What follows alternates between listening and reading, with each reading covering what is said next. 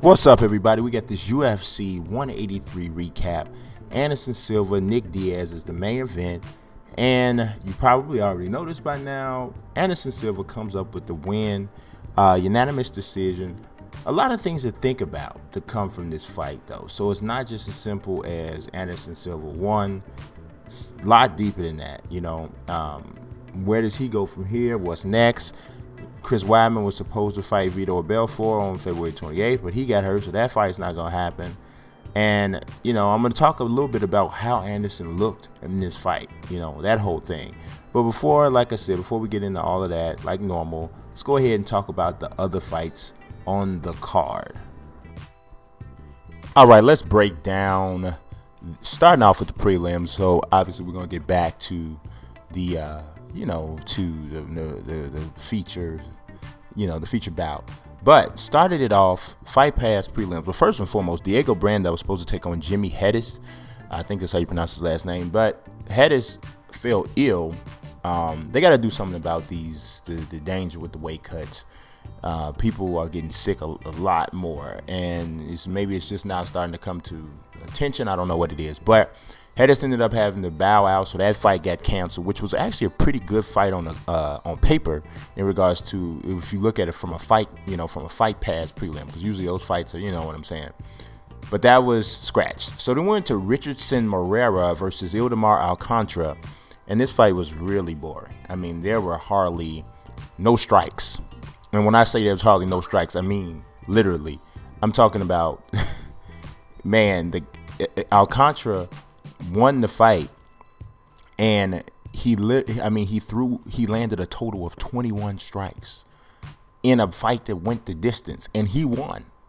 So he won by split decision. Not a lot going on there, right? So the next fight was actually pretty good. Thiago Santos, I liked him when I saw in his last fight. He actually lost to Uriah Hall, but I thought he looked good in the fight. Well, he looked great tonight against Andy Enns, destroying an Andy Enns. Started off with body shots that ended up setting up a flurry against the cage, and he takes out Andy Enns. Look out for Thiago Santos in the middleweight division. He's got something. I'm telling you, if he can continue to improve, I like what he got. He's got to watch submissions because he's fallen into that against Ferreira once in a previous fight. But in the stand-up, he's definitely got some stuff. Move to the fight. Fox Sports 1 prelims. Rafael Sapo Natal took on Tom Kong Watson. Now, usually Natal, he baits you into thinking that he's going to do something great because he has good skill, good stand-up, good grappling, good Brazilian jiu-jitsu, right? Well, usually he's not. He's an underachiever, in my opinion. Well, he put it all together tonight against Tom Watson, dominated him. 30-27 on 2 cards, 30-26 on the other card. I mean, just dominated him. 8 takedowns and none, 67 significant strikes to 29 significant strikes. Domination. The next fight was great, but it was like one of those bittersweet things because Ian McCall against John Lineker. I kind of knew this was going to be a good fight anyway. Lineker wins by unanimous decision. I'm talking about throwing brick bombs to the body. He ended up hurting McCall early in the fight. I mean, in the 3rd round, almost finished him, but Uncle Creepy's a tough dude. But it was just a back-and-forth fight. McCall, I thought, won the 1st round. Lineker, I felt, took the 2nd and 3rd round. But the reason why I say it's bittersweet is because Lineker missed weight. Like I told you, weight issues. He missed weight by 4 pounds. So technically, he can't really advance in the flyweight rankings because you weren't technically a flyweight in the fight. Even Demetrius Mighty Mouse Johnson, the champion of the flyweight division, he was kind of bummed out. Afterwards, he tweets, man, it's a shame this guy can't make weight because obviously he'd be set up for a bout, but not as it stands. All right, the next fight lasted about as long as it's going to take me to describe it. Derek Brunson blew through Ed Short Fuse Herman in 34 seconds, I believe. Couple left hands. Herman goes to the cage. Bang, bang, bang, bang, bang. Finishes him. Maybe the highlight of it was the little dance Derek Brunson did at the end. He said, oh, it was a little shimmy for the ladies. Dean's like, no, I mean my girlfriend. I don't, So that was probably whatever. But I picked Brunson to probably be a performance of the night. And that may very well stick. The last Fox Sports 1 prelim was Miesha Tate taking on Sarah McMahon. Now, this was a really good fight. through the Fox Sports prelims, I would say this one was the only one challenging the McCall Lineker fight for the best fights of the prelims. Miesha Tate won a majority decision, 29-28, 29-27, and then 28-28. She nearly got knocked out in the first round. Big overhand right by Sarah McMahon, got her hurt, but she did a good job holding on, surviving. In the second round, she landed.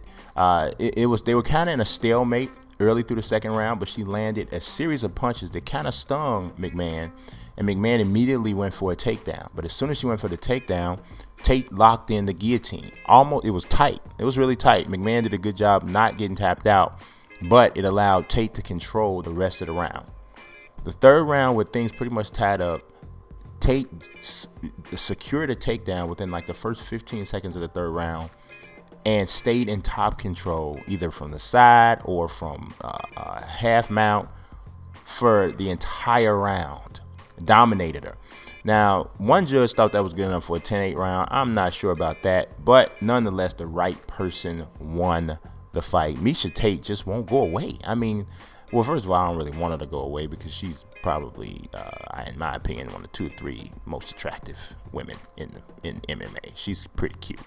But just from a competitive standpoint, she just won't. I mean, every time you think she's done, all of a sudden now Miesha Tate has won 3 fights in a row. And how if she keeps on, you're not going to be able to keep her from getting another title shot. And a lot of people don't want to see her and Ronda again, but it's going to end up being to the point where what's next? I think Tate called out Bethe Correia. Bethe Correia. I don't know why it's pronounced Bethe, but I don't know. Yeah, Bethe Correia in her next fight. So we'll see if she gets that one. I could easily see the winner of that fight getting Ronda. Hey, it is what it is. On to the main card. Let's talk about the results there. That first fight was absolutely crazy in the main card. Jordan Mein was dominating Thiago Alves. I mean, dominating him. I mean, just tearing him to pieces in the stand-up. He got careless, kept exposing his midsection, and in the second round, Alves landed the hard, perfectly placed kick to the stomach that just sucked all the air out of Jordan Mein. Anybody's ever got hit with a liver shot or a shot right there perfectly placed in the stomach, you know it may not look like much, but you can't do nothing but go down to your knees. Oscar De La Hoya got hit with a shot like that from Bernard Hopkins. Also, Matthew Macklin got hit by a shot like that from Gennady Golovkin. That perfectly placed body shot zaps you, and that's exactly what happened to Jordan Mein. So all of that work he did in the first round went right out the window. The dude is still a big, to me, he's one of the best young, under 27 and under guys in the UFC. But this loss is gonna sting for a minute because he had this fight. He had it. In the next bout, we got another crazy comeback by a Brazilian. It was crazy. Thales Leites was getting beat from pillar to post by Tim Boetsch. I don't know why Leites was trying to go stand up with Boetsch. I really don't get it. His stand up, Leites' stand up is improved, but his edge is really in submissions and in grappling. And ultimately, that's how he ended up getting the win. His face was swollen. He was beaten, bloody, but he was able to come up with the clutch triangle to choke out Boetsch. Boetsch's biggest weakness is always about his ability to defend submissions and his stamina. He's got all heart and he's strong as an ox, but just has never defended submissions well, and that bit him again today. Next fight was actually, I mean, I don't know what to say about it, really, to be honest. I kind of expected the Al Iaquinta Joe Lauzon fight to be the fight of the night, and it started off good. Lauzon was showing some improvement in his striking, even though we all know his thing is about submissions. And Al Iaquinta is a much better striker, good on his stand-up, puts together combinations.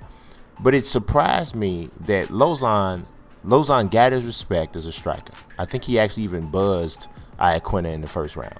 But instead of after getting your respect, then you go to your bread and butter, he's tried to stay stand-up, and Lauzon just does not have the athleticism. Like, technically as a striker, he's decent, but speed-wise, the guys always beat him to the punch, and he ends up getting stopped. Same thing happened in this fight. Second round, he got caught with a nasty combination of straight right through the guard and a left hook that caught him right on top of the ear, which messed with his equilibrium, it looked like, because he was wobbling all over the place. And Al Iaquinta just methodically walked Lauzon down and ends up getting the stoppage. Iaquinta looked good after what I felt like he was kind of overrated for a minute. But ultimately, now he's strung together some wins and starting to look good. The next fight was supposed to be the co-feature, but it was probably the second or first most boring fight of the night, to be honest. Tyron Woodley taking on Kelvin Gastelum. Kelvin Gastelum came in, he was 10 pounds overweight to begin with, so that's just whatever. And he's been overweight like 4 times, so this is like not anything new. So he should be able to make 170, but he's probably gonna have to go up to 185 because the UFC probably won't even sanction another fight for him at 170, which is crazy. So Woodley won the fight, and he deserved to win the fight. He was a quicker man. Really, to be quite honest, Gastelum wasn't able to land any shots. Really, I mean, the judge, it was a split decision. One judge gave the fight to Gastelum, and I really don't know how, because octagon control, yes, but octagon control to me has to only be valid when you're actually doing something with your strikes, or you're getting takedowns, or you're doing something. But just if you're chasing a guy around and you're not landing, and this guy's landing sparingly here and there, maybe it's not a great fight, but the guy that's landing is the guy who's winning the round in my eyes. And that's, to me, what happened with Woodley. I personally had it 29-28 for Woodley. One judge had it 29-28 for Gastelum. One judge had it 30-27 for Woodley. So Woodley wins the split decision, gives Gastelum his first pro loss, and I don't know what's going to happen with Gastelum next. It's probably, his fight has to be at 185. It'll be interesting to see what he does there. I don't know, but yeah, it was a boring fight. It was really a letdown for that to be the co-feature. Yeah, that wasn't a good fight. We'll see what happens with Woodley moving forward too, because Woodley kind of gets it from the fans a little bit, and he doesn't even deal with that. He's like, whatever, I'm the one in here fighting. You guys can say whatever you want from there. And I kind of get him. I understand. I definitely understand that. I mean, you know, it's easy to talk that from outside, but, you know, whatever. So now on to the main event. Anderson Silva earned what was pretty much I thought an easy unanimous decision win over Nick Diaz. I don't necessarily know that Anderson looked great in the fight, you know, so I can't really say that. I thought he looked good, considering, but I'm also considering the fact that Nick Diaz didn't look good at all to me. I mean, I thought he looked slow.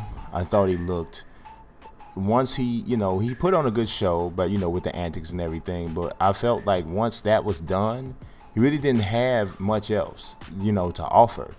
He was too slow to beat Anderson to the punch. Anderson's reach was too much for him to overcome. Even when he landed on Silva, it looked to have zero effect at all.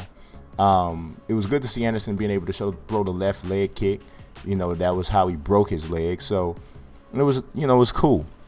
But at the end of the fight, Anderson broke down, and you know, he talked about whether or not he even wanted to continue fighting because his kids don't want him to fight. I mean, he's 39 years old. You got to really wonder whether or not this could have been the last fight, and maybe he just wanted to go out a winner and not going out with a broken leg, which would make sense. And to be quite honest, as much as I enjoy to watch him fight, if that's the way he feels and that's the way his family feels, I really think he should walk away. He's really nothing more for him to accomplish. He's already considered arguably the greatest fighter of all time. There's nowhere to go but down from there. Don't go back in there and have a moment that you're going to want to forget again, and you can't come back from that because you'll be 40 by that time. Walk away as arguably the greatest fighter in the world. So I hope that's what he does. We'll have to wait and see if that's the way it goes. But that's the recap for UFC 183. I appreciate you watching. Peace.